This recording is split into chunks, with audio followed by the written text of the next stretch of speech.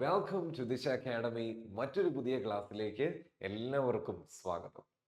അപ്പോൾ ഇംഗ്ലീഷ് പഠിക്കുമ്പോൾ അതിൽ ഗ്രാമർ നിയമങ്ങൾക്കുള്ള പ്രാധാന്യം എത്രത്തോളമാണെന്ന് നമുക്കറിയാം അല്ലേ? ഒരേ നാണയത്തിന്റെ രണ്ട് വശങ്ങളാണ് ഗ്രാമറും വൊക്കാബുലറി. അപ്പോൾ പലപ്പോഴും പലരും സങ്കടം പറയുന്നത് എനിക്ക് ഗ്രാമർ പഠിക്കാനാകുന്നില്ല, ഇനി അഥവാ പഠിച്ചാൽ തന്നെ കോണ്ടെക്സ്റ്റ് അനുസരിച്ച് അപ്ലൈ ചെയ്യാൻ പറ്റുന്നില്ല. എന്തുകൊണ്ടാണ് ഇങ്ങനെ സംഭവിക്കുന്നത്? ഗ്രാമർ നിയമങ്ങൾ ബുദ്ധിമുട്ടായതുകൊണ്ടാണോ? ഒരിക്കലുമല്ല. ഇംഗ്ലീഷ് പോലെ ഇത്ര പാസീവ് ലേണിങ്ങിന് സ്കോപ്പുള്ള അല്ലെങ്കിൽ ഇത്രയും എക്സ്പോഷർ ഉള്ള മറ്റൊരു ലാംഗ്വേജ് അല്ല. ഇപ്പൊ ഗ്രാമർ നിയമങ്ങളുടെ ഡിഫിക്കൽട്ടി ലെവൽ അല്ല, അല്ലെങ്കിൽ അത് പ്രയാസമുള്ളത് കൊണ്ട് അതല്ല അതിന്റെ പ്രശ്നം. മറിച്ച് നമ്മൾ അത് പഠിക്കാൻ ഉപയോഗിക്കുന്ന മാർഗം പ്രോപ്പർ അല്ലാത്തത് കൊണ്ടാണ്. കേവലം കുറച്ച് നിയമങ്ങൾ കാണാതെ പഠിക്കുന്നു എന്നതിനപ്പുറം അതെന്തുകൊണ്ട് വന്നു, എങ്ങനെ വന്നു എന്ന് മനസ്സിരുത്തി കൂടുതൽ ഉദാഹരണങ്ങളുടെ വെളിച്ചത്തിൽ പഠിക്കുമ്പോഴാണ് പൂർണ്ണമാകുന്നത്. യെസ്, അത്തരത്തിൽ ഇന്നത്തെ വീഡിയോയിൽ നമ്മൾ നോക്കാൻ പോകുന്നത് 5 പ്രധാനപ്പെട്ട ഗ്രാമർ നിയമങ്ങളെ കുറിച്ചാണ്. MTS പോലുള്ള എക്സാമുകളിൽ ഫ്രീക്വന്റ് ആയിട്ട് ചോദിക്കപ്പെടുന്ന 5 പ്രധാനപ്പെട്ട ഗ്രാമർ നിയമങ്ങൾ. അത് പഠിക്കാം വളരെ ചുരുങ്ങിയ സമയത്തിനുള്ളിൽ. അപ്പം മറ്റൊന്നും ഞാൻ സംസാരിക്കുന്നില്ല, നേരെ നിയമങ്ങളിലേക്ക് പോകാം. Okay, the first grammar rule, അത് എമങ്ങും ബിറ്റ്വീനും അവ തമ്മിലുള്ള ബന്ധം എന്താണെന്നാണ് കേട്ടോ. അപ്പൊ നമുക്ക് ജനറൽ ആയിട്ട് അറിയാം, ഒന്നിന്റെ ഇടയിൽ അല്ലെങ്കിൽ മധ്യത്തിൽ എന്ന് കാണിക്കാനാണ് ഈ എമങ്ങും ബിറ്റ്വീനും യൂസ് ചെയ്യുന്നത്. അപ്പോ അങ്ങനെ അർത്ഥം വരുന്ന എല്ലാ സെന്റൻസുകളും ഈ പറഞ്ഞ 2 വാക്കുകളും പരസ്പരം അങ്ങോട്ടും ഇങ്ങോട്ടും മാറി ഉപയോഗിക്കാൻ പറ്റുമോ? ഇല്ല. അതിന് കൃത്യമായിട്ടൊരു മാനദണ്ഡമുണ്ട്, നമുക്ക് പഠിക്കാം. എപ്പോഴാണ് ബിറ്റ്വീൻ ഉപയോഗിക്കേണ്ടതെന്ന് ചോദിച്ചാൽ, when talking about 2 people or things, 2 ആൾക്കാരുടെ അല്ലെങ്കിൽ 2 ആൾക്കാരുടെയോ 2 വസ്തുക്കളുടെയോ ഇടയിൽ എന്ന് കാണിക്കാനാണ് ബിറ്റ്വീൻ എന്ന വാക്ക് യൂസ് ചെയ്യുന്നത്. നമ്മൾ ശ്രദ്ധിക്കേണ്ട കാര്യം, ഇവിടുത്തെ നമ്പറാണ് 2 എണ്ണം. 2 ആൾക്കാരുടെ ഇടയിൽ എന്ന് പറയുമ്പോൾ, അല്ലെ വസ്തുക്കളുടെ ഇടയിൽ എന്ന് പറയുമ്പോൾ മാത്രമേ എന്ത് വാക്ക് യൂസ് ചെയ്യാൻ പാടുള്ളൂ? ബിറ്റ്വീൻ യൂസ് ചെയ്യാൻ പാടുള്ളൂ. ഒരു എക്സാമ്പിൾ നോക്കാം. She divided the sweets between Har 2 children. അവൾക്ക് 2 മക്കളുണ്ട്. നിങ്ങൾക്ക് ചിത്രത്തിൽ കാണാം അല്ലെ, ഒരു ചെറുക്കനുമുണ്ട്, ഒരു പെൺകൊച്ചുമുണ്ട്. അപ്പൊ 2 മക്കളുടെ ഇടയിൽ അവൾ എന്ത് വീതിക്കുകയാണ്? ഈ സ്വീറ്റ്സ് വീതിക്കുകയാണ്. ഇവിടെ ഇടയിൽ എന്ന് കാണിക്കാൻ 2 പേരായതുകൊണ്ട് ഇവിടെ എന്ത് യൂസ് ചെയ്തു? ബിറ്റ്വീൻ യൂസ് ചെയ്തു. അപ്പോ എപ്പോഴാണ് എമങ് യൂസ് ചെയ്യുന്നത്? എമങ് യൂസ് ചെയ്യുന്നത് when talking about more than 2, 2-ലധികം ആൾക്കാരുടെ അല്ലെങ്കിൽ വസ്തുക്കളുടെ ഇടയിൽ എന്ന് കാണിക്കുമ്പോഴാണ് എമങ് യൂസ് ചെയ്യേണ്ടത്. ഒന്നുകൂടി റിവൈസ് ചെയ്യുമ്പോൾ, 2 ആൾക്കാരല്ല 2 വസ്തുക്കളുടെ ഇടയിൽ എന്ന് കാണിക്കാൻ ബിറ്റ്വീനും, 2-ൽ കൂടുതലാണെങ്കിൽ അവരുടെ മധ്യത്തിൽ എന്ന് കാണിക്കാൻ എമങ്ങും യൂസ് ചെയ്യുക. നമുക്കൊരു എക്സാമ്പിൾ സെന്റൻസ് നോക്കാം. He was hiding among the crowd. See, among the crowd. 2 പേര് കൂടി നിന്ന ഒരു ക്രൗഡ് ആവുമോ? ക്രൗഡ് എന്ന് പറഞ്ഞ ഒരു ജനക്കൂട്ടം, ഒരുപാട് ആൾക്കാരുണ്ടാവും അല്ലെ. അവൻ എന്ത് ചെയ്തു? അവൻ ആ ജനക്കൂട്ടത്തിന്റെ ഇടയിൽ അല്ല, ജനക്കൂട്ടത്തിന്റെ മധ്യത്തിൽ ഒളിച്ചു എന്നാണ് പറയുന്നത്. ഹി വാസ് ഒളിച്ചുകൊണ്ടിരിക്കുകയായിരുന്നു എന്നാണ്, ഹി വാസ് ഹൈഡിങ് എന്നാണ് പറയുന്നത്. ചിത്രത്തിൽ കാണാം, ധാരാളം ആൾക്കാരുണ്ട്. ഇപ്പൊ ഒരു 2-ൽ കൂടുതൽ ആൾക്കാരുണ്ട്. അപ്പൊ അവരുടെ ഇടയിൽ മധ്യത്തിൽ എന്ന് കാണിക്കാൻ ഞാനിവിടെ ബിറ്റ്വീൻ ആണോ ഉപയോഗിച്ചിരിക്കുന്നത്? അല്ല, എമങ് ആണ്. അപ്പം അത് പറഞ്ഞു നിർത്തിക്കൊണ്ട് രണ്ടാമത്തെ റൂളിലേക്ക് പോകാം. അത് 2 ഭൂതകാലത്ത് നടന്ന 2 പ്രവർത്തനങ്ങളെ സംബന്ധിച്ചിട്ടുള്ളതാണ് കേട്ടോ. 2 പാസ്റ്റ് ആക്ഷൻസിനെ പറ്റിയിട്ടുള്ള ഒരു റൂളാണ് റൂൾ നമ്പർ 2. അതായത് ഒന്നുമില്ല, ഭൂതകാലത്ത്, അതായത് കഴിഞ്ഞു പോയ 2 കാര്യങ്ങൾ പറയുമ്പോൾ നമ്മൾ ശ്രദ്ധിക്കേണ്ട ഒരു നിയമമാണ് കേട്ടോ. എന്താണെന്ന് നോക്കാം. ഭൂതകാലത്തെ 2 പ്രവർത്തനങ്ങളെ കുറിച്ച് പറയുമ്പോൾ അതിലാദ്യം നടന്ന പ്രവൃത്തി ഇല്ലേ, ഫസ്റ്റ് ആക്ഷൻ, അത് സബ്ജക്റ്റ് പ്ലസ് ഹാഡ് പിന്നെ ക്രിയയുടെ 3ാമത്തെ രൂപം. ഈ ഫോർമാറ്റില് പാസ്റ്റ് പെർഫെക്റ്റ് എന്ന ടെൻസിനാണ് എഴുതേണ്ടത്. 2 പ്രവർത്തനങ്ങൾ ഭൂതകാലത്ത് കഴിഞ്ഞു. അപ്പൊ അതിൽ ആദ്യം നടന്ന പ്രവർത്തനം subject plus had plus V3 എന്ന ഫോർമാറ്റില് പാസ്റ്റ് പെർഫെക്റ്റ് എന്ന ടെൻസിൽ എഴുതുക. ശേഷം രണ്ടാമത് നടന്ന കാര്യം സിമ്പിൾ പാസ്റ്റ് എന്ന ടെൻസില്, അതായത് സബ്ജക്റ്റ് പിന്നെ ക്രിയയുടെ 2ാമത്തെ രൂപം, ഈ ഫോർമാറ്റിൽ 2ാമത്തെ ആക്ഷനും എക്സ്പ്രസ് ചെയ്യുക. ഇപ്പൊ 2 ആക്ഷൻസിനെ കുറിച്ച് പറയുമ്പോൾ ആദ്യം നടന്നതിനെ subject plus had plus V3 എന്നതിലും, രണ്ടാമത് നടന്നതിനെ സബ്ജക്റ്റ് പ്ലസ് ക്രിയയുടെ 2ാമത്തെ രൂപം എന്ന ആ ഒരു ഫോർമാറ്റിലും എഴുതുക. ഒരു എക്സാമ്പിൾ നമുക്ക് നോക്കാം. I had already left before the train arrived. Train വരുന്നതിന് മുന്നേ ഞാൻ എന്ത് ചെയ്തു? ഞാൻ സ്ഥലം വിട്ടു, അല്ലെ ഞാൻ പോയി. ഇവിടെ ആദ്യം നടന്ന പ്രവൃത്തി ഏതാ? ട്രെയിൻ വന്നതാണോ? അല്ല, ഞാൻ പോയതാണ് അല്ലെ. അപ്പൊ ഞാൻ പോയി എന്ന പ്രവർത്തനത്തെ ഞാൻ ഇവിടെ കൊടുത്തിരിക്കുന്ന ഏത് ഫോർമാറ്റിലാണ്? സബ്ജക്റ്റ് ഉണ്ട്, ഹാഡ് ഉണ്ട് അല്ലെ, first action second action, yes subject ഉണ്ട്, ഹാഡ് ഉണ്ട്, പിന്നെ പോയി എന്നതിന്റെ മൂന്നാമത്തെ രൂപം എന്താ? ലീവ്, ലെഫ്റ്റ്, ലെഫ്റ്റ് എന്നാണല്ലോ, അപ്പൊ ലെഫ്റ്റ് കൊടുത്തു. പിന്നെ രണ്ടാമത്തെ ആക്ഷൻ ആണ് ട്രെയിൻ വന്നു എന്നുള്ളത്. അതിന് മുന്നേ ഞാൻ പോയിരുന്നു. അപ്പൊ ട്രെയിൻ വന്നു എന്ന് കാണിക്കാൻ ദ ട്രെയിൻ സബ്ജക്റ്റ് ആണ്. അറൈവ്ഡ് എന്നുള്ളത് എത്തിച്ചേരുക എന്ന ക്രിയയുടെ രണ്ടാമത്തെ രൂപമാണ്. അറൈവ്ഡ് എന്നുള്ളത് ഒരു റെഗുലർ വെർബാണ്. അറൈവ്, അറൈവ്ഡ്, അറൈവ്ഡ് തന്നെയാണ് അതിന്റെ 3 ഫോംസും വരുന്നത്. ഓക്കെ, അപ്പൊ ഇതിവിടെ കൃത്യമായിട്ട് മെൻഷൻ ചെയ്തിട്ടുണ്ട്. രണ്ടാമത്തെ വീണ്ടും മറ്റൊരു example sentence, she had written the letter before I called her. ഞാൻ അവളെ വിളിക്കുന്നതിന് മുന്നേ അവൾ എന്ത് ചെയ്തിരുന്നു? അവള് ലെറ്റർ എഴുതി കഴിഞ്ഞിരുന്നു അല്ലെ. അപ്പൊ അതിൽ ആദ്യം നടന്ന പ്രവർത്തനം ഏതാ? ഞാൻ വിളിച്ചതാണോ? അല്ല, അവള് ഓൾറെഡി ഞാൻ വിളിക്കുന്നതിന് മുന്നേ അവള് മിടുക്കി ആയതുകൊണ്ട് ലെറ്റർ എഴുതിയിരുന്നു. അത് സബ്ജക്റ്റ് പ്ലസ് ഹാഡ് പ്ലസ് റൈറ്റിന്റെ 3 ഫോംസ് പറഞ്ഞേ. റൈറ്റ്, റോട്ട്, റിട്ടൺ എന്നാണ് അല്ലേ. നമ്മള് ക്രിയയുടെ 3 രൂപങ്ങളും കൃത്യമായിട്ട് പഠിക്കണേ, എങ്കിൽ മാത്രമേ നമുക്ക് ടെൻസസ് പഠിക്കാൻ പറ്റുള്ളൂ. അത് പഠിച്ചാലേ നമുക്ക് റിപ്പോർട്ടഡ് സ്പീച്ച് അല്ലെങ്കിൽ ആക്റ്റീവ് ആൻഡ് പാസീവ് പോലുള്ള സാധനങ്ങളൊക്കെ നമുക്ക് പഠിക്കാൻ പറ്റത്തുള്ളൂ. Okay, yes. രണ്ടാമത്തെ ആക്ഷൻ ഞാൻ വിളിച്ചു എന്നുള്ളതാണ്. അത് subject plus V2, I called എന്ന് കൊടുത്തിരിക്കുന്നു കേട്ടോ. ഓക്കെ, അപ്പൊ അത് ക്ലിയർ ആണെങ്കിൽ മൂന്നാമത്തെ നിയമം അത് used to, be used to, ഈ 2 വാക്കുകൾ തമ്മിലുള്ള വ്യത്യാസത്തെ കുറിച്ചാണ്. എന്തിനാണ് യൂസ്ഡ് ടു യൂസ് ചെയ്ത്? നമ്മൾ പല സാഹചര്യങ്ങളിലും ഈ യൂസ്ഡ് ടു കേട്ടിട്ടുണ്ട് അല്ലെ. എന്താണെന്ന് നോക്കാം. ഓക്കെ, യെസ്, യൂസ്ഡ് ടു എന്ന വാക്കിന്റെ കൂടെ, ഇത് പ്രത്യേകം ശ്രദ്ധിക്കണേ, പരസ്പരം അങ്ങോട്ടും ഇങ്ങോട്ടും മാറിപ്പോകാനുള്ള ഹൈ പ്രോബബിലിറ്റി ഉണ്ട്. അപ്പൊ നോക്കുക, യൂസ്ഡ് ടു എന്ന വാക്ക് അതിന്റെ കൂടെ ക്രിയയുടെ ഒന്നാമത്തെ രൂപവും ചേർത്ത് വെച്ചാല് അത് സൂചിപ്പിക്കുന്നത് ഭൂതകാലത്തെ ഒരു ഹാബിറ്റ്. അതായത് നമുക്ക് പണ്ടൊക്കെ ഒരുപാട് ശീലങ്ങൾ ഉണ്ടായിരുന്നില്ലേ, അങ്ങനെ പണ്ടുണ്ടായിരുന്ന എന്നാൽ ഇപ്പോൾ ഇല്ലാത്ത ശീലങ്ങൾ, അതിനെയാണ് പാസ്റ്റ് ഹാബിറ്റ് എന്ന് പറയാം. അത്തരത്തില് പാസ്റ്റ് ഹാബിറ്റിനെ സൂചിപ്പിക്കുന്നതായിരിക്കും അത്. യൂസ്ഡ് ടുവിന് ശേഷം എന്ത് ചേർത്ത് വെക്കണം? ക്രിയയുടെ ഒന്നാമത്തെ രൂപം അഥവാ ബേസ് ഫോം എന്ന് പറയും. ഉദാഹരണത്തിന് രണ്ട് ചിത്രങ്ങൾ നിങ്ങൾക്ക് കാണാം അല്ലെ. I used to play cricket every evening when I was in school. ഞാൻ സ്കൂളിലായിരുന്നപ്പോ, when I was in school, ഞാൻ എന്ത് ചെയ്യുമായിരുന്നു? I used to play cricket. ഇവിടെ കണ്ടോ, used to എന്നൊരു വാക്ക്, അതിനുശേഷം കളിക്കുക എന്ന് പറഞ്ഞ ക്രിയയുടെ ഒന്നാമത്തെ രൂപം. അപ്പൊ അത് സൂചിപ്പിക്കുന്നത് എന്താ? ഭൂതകാലത്തെ നമുക്കുണ്ടായിരുന്ന, അല്ല പണ്ട് കാലത്ത് നമുക്കുണ്ടായിരുന്ന ഒരു ശീലത്തെ കുറിച്ചാണ്. ഇപ്പൊ ഉണ്ടോ? ഞാൻ ഇപ്പൊ ക്രിക്കറ്റ് കളിക്കുവോ എല്ലാ ഈവനിങ്ങും? ഇല്ല, ഇപ്പൊ ഞാൻ ജോലിയൊക്കെ കിട്ടി, GD ഒക്കെ ക്ലിയർ ചെയ്തില്ല, ഇപ്പൊ ജോലിക്കൊക്കെ പോകാൻ വേണ്ടി നോക്കുകയാണ്. ഇപ്പൊ ഞാൻ ചെയ്യുന്നില്ല. പക്ഷെ സ്കൂളിലായിരുന്നപ്പോ ഞാൻ കളിക്കുമായിരുന്നു എന്നാണ് പറയുന്നത് കേട്ടോ. ഇവിടെ നോക്കിയേ, they used to watch cartoons on Sunday mornings. നമ്മുടെ ഇഷ്ട വിനോദമായിരുന്നു അല്ലെ ചെറുപ്പകാലത്ത് കാർട്ടൂൺ കാണുക എന്നുള്ളത്. Cartoon network, Pogo, Nickelodeon, Kochi TV, ഇതൊക്കെ ഓർമ്മയുണ്ടാവും അല്ലെ. they used to watch cartoons. അവർ കാർട്ടൂൺസ് കാണുമായിരുന്നു. ആ അർത്ഥ വ്യത്യാസം ശ്രദ്ധിക്കണേ. ഇപ്പൊ കാണുന്നുണ്ടെന്നല്ല, കാണുന്നുണ്ടായിരുന്നു. എപ്പോ? എല്ലാ ഞായറാഴ്ച രാവിലകളിലും.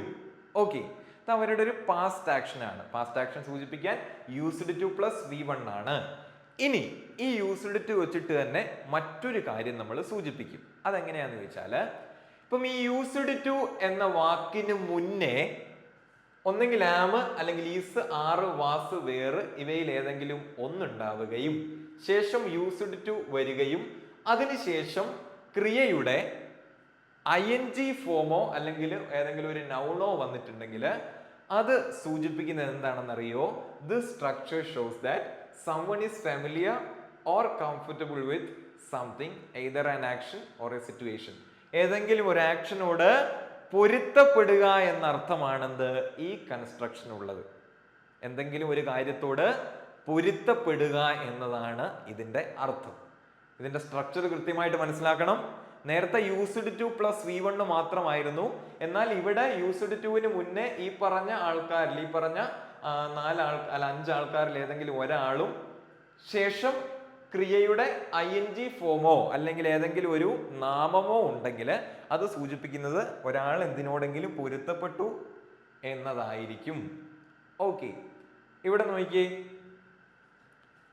യെസ്, I am, ഇവിടെ കണ്ടോ, ആം വന്നു, അതിനുശേഷം തോന്നുന്നു യൂസ്ഡ് ടു വന്നു, പിന്നെ ഏതാ ക്രിയയുടെ ING ഫോം ആണ്. ഇത് സൂചിപ്പിക്കുന്ന എന്താണെന്നറിയോ? ഐ ആം യൂസ്ഡ് ടു, ഞാൻ ഒന്നിനോട് പൊരുത്തപ്പെട്ടു. എന്തിനോടാ ഞാൻ പൊരുത്തപ്പെട്ടത്? വേക്കിംഗ് അപ്പ് ഏർലി, ഞാൻ നേരത്തെ എഴുന്നേൽക്കുന്ന അതിനോടില്ല, ആ ഒരു പ്രവർത്തനത്തോട് ഞാൻ പൊരുത്തപ്പെട്ടു എന്നാണ് പറയുന്നത്. ഞാൻ അതിനോട് കംഫർട്ടബിൾ ആയി, ഞാൻ അതിനോട് ഫെമിലിയർ ആയി കുറച്ചും കൂടി. ഞാൻ വീട്ടിലായിരുന്നപ്പോൾ ഒരു 9 മണി 10 മണിയൊക്കെയാണ്, പക്ഷെ ഞാനിപ്പോൾ ഹോസ്റ്റലിലായതുകൊണ്ട് ഞാൻ എപ്പോഴും 6 മണിക്ക് എഴുന്നേൽക്കും കേട്ടോ. ആ പ്രവർത്തനത്തോടെ ഞാൻ പൊരുത്തപ്പെട്ടു എന്നാണ് പറയുന്നത്. ഇവിടെ ഈസ് ആണ് വന്നിരിക്കുന്നത്. ഞാൻ പറഞ്ഞു ആം, ഈസ്, വാസ്, വേറെ 6 ഇതിൽ ഏതെങ്കിലും ഒന്ന് വന്നാലും മതി. യെസ്, അതിനുശേഷം യൂസ്ഡ് ടു വന്നാൽ ഇവിടെ നൗൺ ആണ് വന്നിരിക്കുന്നത് കേട്ടോ. ശബ്ദം എന്ന അർത്ഥത്തിലുള്ള നൗൺ ആണ് വന്നിരിക്കുന്നത്. Okay, yes. അപ്പം ഗ്രാമാന്തരീക്ഷത്തിൽ ജീവിച്ച ഞാൻ നഗരത്തിലെത്തിയപ്പോൾ എന്ത് സംഭവിച്ചു? അല്ല, അവള്, ഞാനല്ല അവള്. അപ്പം she's used to the noise in the city എന്നാണ് പറയുന്നത് കേട്ടോ. ആ ഒരു സിറ്റിയിലെ ആ ഒരു ശബ്ദ കോലാഹലത്തോട് അവള് പൊരുത്തപ്പെട്ടു. നാട്ടില് കിളിയുടെ ശബ്ദമൊക്കെ കേട്ടല്ലേ ചെറിയ ചെറിയ ശബ്ദങ്ങളൊക്കെ ഉണ്ടായിരുന്നുള്ളൂ, പക്ഷെ സിറ്റിയിലേക്ക് വന്നപ്പോൾ ധാരാളം വലിയ ശബ്ദങ്ങളായി. അപ്പൊ അതിനോട് അവൾ പൊരുത്തപ്പെട്ടു എന്നാണ് പറഞ്ഞത്. She's used to. അപ്പം യൂസ്ഡ് ടുവിന്റെ 2 ഉപയോഗം കൃത്യമായിട്ട് ശ്രദ്ധിക്കും എന്ന് വിചാരിക്കുകയാണ്. Okay, yes. അങ്ങനെയാണെങ്കിൽ റൂൾ നമ്പർ 4ഉം 5ഉം ഒരു കാര്യത്തെ സംബന്ധിച്ച് തന്നെയാണ് കേട്ടോ, ഒരേ കാര്യത്തെ സംബന്ധിച്ചത് തന്നെയാണ്. Yes, indefinite pronouns use his അല്ലെങ്കിൽ ഹിസ് ഓർ ഹെർ. എന്താണെന്ന് വല്ലതും മനസ്സിലായോ? നമുക്ക് നോക്കാം കേട്ടോ എന്താണെന്ന്. Yes, someone forgot their umbrella in the classroom. ആരോ ഒരു കുട മറന്നു വെച്ചു എന്നാണ്. Everyone submitted their assignment on time. എല്ലാവരും ഭയങ്കര മിടുക്കന്മാരായതുകൊണ്ട് കൃത്യസമയത്ത് തന്നെ അസൈൻമെന്റ് സബ്മിറ്റ് ചെയ്തു. പക്ഷേ ഈ സെന്റൻസിൽ ഒരു ചെറിയ പ്രശ്നമുണ്ട്. അത് ഇതാണ്. കാരണം ഈ someone forgot തുടങ്ങി അല്ലെങ്കിൽ everyone submitted എന്നൊക്കെ തുടങ്ങുന്ന സെന്റൻസിൽ എന്തുകൊണ്ട് ആ 2 സെന്റൻസുകളും തെറ്റായി എന്ന് വെച്ചാൽ അവിടെ ഇത് വന്നുകൊണ്ടാണ്. അവിടെ എന്താണ് വന്നത്? there വന്നു. അതെങ്ങനെയാ there വന്നാൽ വായിക്കുമ്പോൾ തെറ്റൊന്നും തോന്നുന്നില്ലല്ലോ. there അവിടെ ശരിയല്ലേ? ശരിയല്ല. എന്തുകൊണ്ട് ശരിയാകുന്നില്ല എന്ന് കൃത്യമായി ചോദിച്ചാൽ അതിന് പിന്നിൽ കൃത്യമായൊരു നിയമമുണ്ട്. അത് ഇതാണ്. ഇവിടെ നോക്കിയേ, ആ സബ്ജക്റ്റിന്റെ സ്ഥാനത്ത് വന്ന വാക്കുകൾ നമുക്ക് ഓർമ്മയില്ലേ? someone, everyone എന്നൊക്കെ ആയിരുന്നു അല്ലെ. ഇവിടെയും അതുപോലെ കുറച്ച് വാക്കുകൾ ഞാൻ കൊടുത്തിട്ടുണ്ട്. everyone, someone, anyone, no one, nobody, somebody, anybody, everybody, പിന്നെ അങ്ങോട്ട് കുറെ കുത്തികൾ അങ്ങനെ കൊടുത്തിട്ടുണ്ട്. ഇവയെ നമ്മൾ ഇംഗ്ലീഷിൽ എന്ത് പേരിലാണ് വിളിക്കുന്നതെന്നറിയോ?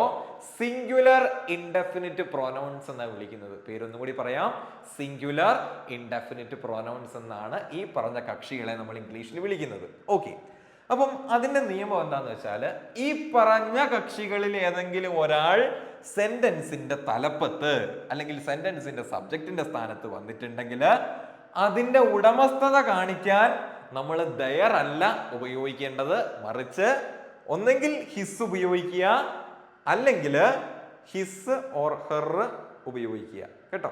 ഒന്നെങ്കിൽ ഹിസ് ഉപയോഗിക്കുക അല്ലെങ്കിൽ ഹിസ് ഓർ ഹെർ ആണ് ഉപയോഗിക്കേണ്ടത്. ഒരിക്കലും ദയറിനെ ഉപയോഗിക്കരുത്. എപ്പോ? ഈ പറഞ്ഞ ആൾക്കാർ സെന്റൻസിന്റെ സബ്ജക്റ്റിന്റെ സ്ഥാനത്ത് വരുമ്പോൾ അവയുടെ ഉടമസ്ഥത കാണിക്കാൻ ഒരിക്കലും ദയർ യൂസ് ചെയ്യരുതെന്നാണ് പറയുന്നത്. ഓക്കെ, അത് പ്രകാരം കഴിഞ്ഞ 2 സെന്റൻസുകൾ എങ്ങനെ ശരിയാക്കാം? ദേ ഇങ്ങനെ ശരിയാക്കാം. നോക്കിക്കേ, someone forgot. അവിടെ ദയർ എന്നല്ല ഞാൻ കൊടുത്തിരിക്കുന്നത്. കാരണം അവിടെ എന്തുകൊണ്ടാണ് ഞാൻ അങ്ങനെ കൊടുത്തത്? ഈ someone ആണല്ലേ സബ്ജക്റ്റിന്റെ സ്ഥാനത്ത് വന്നത്. ആരാന്നാ പറഞ്ഞേ? സിംഗുലർ ഇൻഡെഫിനിറ്റ് പ്രോനൗൺ ആണ് someone എന്നത്. അപ്പം അതിന്റെ ഉടമസ്ഥത കാണിക്കാൻ ഹിസ് ഓർ ഹെർ. ഇപ്പൊ അവിടെ ഹിസ് എന്ന് മാത്രം എഴുതിയാലും തെറ്റൊന്നുമില്ല കേട്ടോ. ഒന്നെങ്കിൽ ഹിസ് അല്ലെങ്കിൽ ഹിസ് ഓർ ഹെർ എന്നാണ്. യെസ്, ഇവിടെയും ഇതും സബ്ജക്റ്റിന്റെ സ്ഥാനത്ത് വന്നിട്ടുള്ളൊരു സിംഗുലർ ഇൻഡെഫിനിറ്റ് പ്രോനൗൺ ആണ്. അപ്പൊ അതിന് കറസ്പോണ്ടിങ് ആയിട്ട് പൊസഷൻ കാണിക്കാൻ ഹിസ് ഓർ ഹെർ ആണ്. അപ്പം ഇതിനെ ഇങ്ങനെയാണ് ശരിയാക്കേണ്ടത്. അപ്പം ഈ നിയമം നമ്മൾ കൃത്യമായിട്ട് പഠിച്ചു വെക്കുക. നമ്മളെ കൺഫ്യൂസ്ഡ് ആക്കാൻ വേണ്ടി അങ്ങനെ പല രീതിയിലൊക്കെ ചോദ്യം ചോദിക്കും കേട്ടോ. ഓക്കെ, യെസ്, നമ്മൾ മിടുക്കന്മാരായതുകൊണ്ട് പിന്നെ പ്രശ്നമില്ല. അപ്പൊ ഇതിനെ സംബന്ധിക്കുന്നത് തന്നെയാണ് റൂൾ നമ്പർ 5ഉം. Singular verb with singular indefinite pronouns. അപ്പൊ അത് വായിച്ചപ്പോൾ തന്നെ നിങ്ങൾക്ക് കാര്യം മനസ്സിലായിട്ടുണ്ടാവും. യെസ്, ഇവിടെയും ആൾക്കാരെ ഞാൻ വീണ്ടും എഴുതിയിട്ടുണ്ട് കേട്ടോ. യെസ്, നോക്കിക്കേ, everyone, someone, anyone, no one, nobody, somebody, anybody, everybody, something, nothing, everything. കുറച്ചധികം ആൾക്കാർ കൂടിയിട്ടുണ്ട്. അപ്പൊ ഇവയെ ഇൻഡെഫിനിറ്റ് സിംഗുലർ ഇൻഡെഫിനിറ്റ് തന്നെയാണ് വിളിക്കുന്നത് കേട്ടോ. Singular indefinite pronouns. യെസ്. അപ്പൊ ഇവയുടെ പ്രത്യേകത എന്ന് പറഞ്ഞാല് ഈ സിംഗുലർ ഇൻഡെഫിനിറ്റ് പ്രൊനൗൺസ് സബ്ജക്റ്റിന്റെ സ്ഥാനത്ത് വരുമ്പോ പൊസഷൻ കാണിക്കാൻ ഡയർ അല്ല ഹിസ് ഓർ ഹെർ ആണ് നമ്മൾ കണ്ടു. അവിടെ നമ്മൾ ശ്രദ്ധിക്കേണ്ട മറ്റൊരു കാര്യം എന്താണെന്നറിയോ? അത് നമ്മൾ ഇവയ്ക്ക് ശേഷം എപ്പോഴും ഒരു സിംഗുലർ വെർബ് ഉപയോഗിക്കണം എന്നുള്ളതാണ്. പലപ്പോഴും നമ്മൾ എവറിത്തിങ്, എവരി വൺ എന്നൊക്കെ കേൾക്കുമ്പോൾ ഒരുപാട് പേരില്ലേ, അപ്പൊ പ്ലൂരൽ ആണെന്ന് ചിന്തിക്കും. പക്ഷെ അങ്ങനെയല്ല, ഇതൊക്കെ സിംഗുലർ ആയതുകൊണ്ട് ഇവ ഒരു സെന്റൻസിന്റെ സബ്ജക്റ്റിന്റെ സ്ഥാനത്ത് വന്നാലും അതിന്റെ കൂടെ നമ്മൾ ആരെയേ ചേർക്കാൻ പാടുള്ളൂ? സിംഗുലർ വെർബിനെ മാത്രമേ ചേർക്കാൻ പാടുള്ളൂ. മറന്നു പോകുമോ? എങ്ങനെ വെർബിനെ സിംഗുലർ ആക്കുന്നേ? നമ്മൾ കഴിഞ്ഞ ഒരുപാട് ക്ലാസ്സുകളിൽ മുമ്പെടുത്തതിലൊക്കെ നമ്മൾ സംസാരിച്ചതാണ്. അപ്പൊ ആദ്യമായിട്ട് കാണുന്ന ഒരാളാണെങ്കിൽ ഞാൻ പറഞ്ഞു തരാം. ക്രിയ അതിന്റെ V1 ഫോമിലാണെങ്കിൽ അത് അതിന്റെ പ്ലൂരൽ ഫോമാണ്. ഇനി നമ്മൾ ഈ V1 ഫോമിന്റെ കൂടെ എസ് അല്ലെങ്കിൽ ES ചേർക്കുമ്പോഴാണ് ക്രിയ അതിന്റെ സിംഗുലർ രൂപത്തിലേക്ക് മാറുന്നത്. ഓർത്തു വെക്കാൻ വലിയ ബുദ്ധിമുട്ടൊന്നുമില്ല, ചെറിയൊരു കാര്യമാണ്. അപ്പൊ അത് കൃത്യമായിട്ട് മനസ്സിലാക്കുക. യെസ്. അങ്ങനെയാണെങ്കിൽ നമുക്ക് കുറച്ച് എക്സാമ്പിൾ സെന്റൻസിലേക്ക് പോവാം. യെസ്. നോ എവരിബഡി ആരാ? സിംഗുലർ ഇൻഡെഫിനിറ്റ് പ്രോനൗണാ. എവിടെ വന്നു? സബ്ജക്റ്റിന്റെ സ്ഥാനത്ത് വന്നു. അപ്പൊ അതിന് സ്യൂട്ടബിൾ ആയിട്ടുള്ള വെർബ് ഏതാ? നോസ് ആണ്. നോ എന്ന് എഴുതി വെച്ചിട്ട് കാര്യമില്ല. നമുക്കറിയാം ക്രിയ അതിന്റെ സിംഗുലർ ഫോമിലായിരിക്കണം. Singular verb, singular subject. സംഗതി ശരിയാണ്. ഇവിടെ എനിക്ക് ആറ് ഉപയോഗിക്കാൻ പറ്റുമോ? പറ്റില്ല. ആറ് പ്ലൂരൽ ആണ്. ആറിന്റെ അനിയൻകുട്ടനാണ് ആര്? ഈസ്. അത് സിംഗുലർ ആണ്. സിംഗുലർ, സിംഗുലർ അങ്ങനെ പോകത്തുള്ളൂ.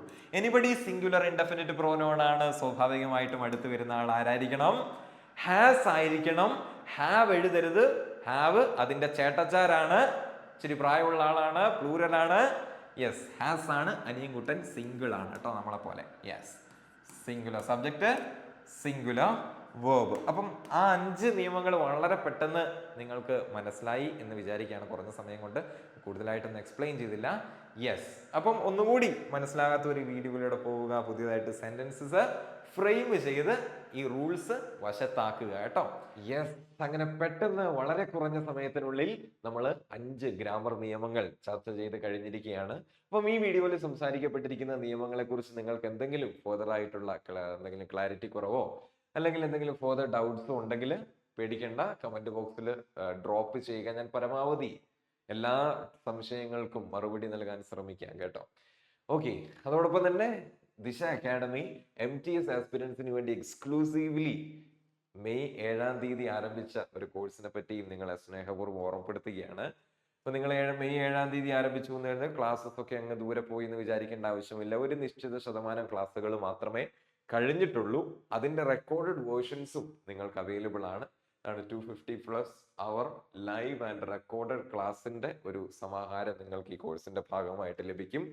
അതോടൊപ്പം തന്നെ ഫൗണ്ടേഷൻ ക്ലാസ്സും മെന്റർ സപ്പോർട്ടും ലഭിക്കുന്നതായിരിക്കും. അപ്പൊ കൂടുതൽ വിവരങ്ങൾക്ക് താഴെ കാണുന്ന ഈ നമ്പറിലേക്ക് വിളിക്കുക. ഓക്കെ. അപ്പം ഹാപ്പി ലേണിംഗ്. Thank you.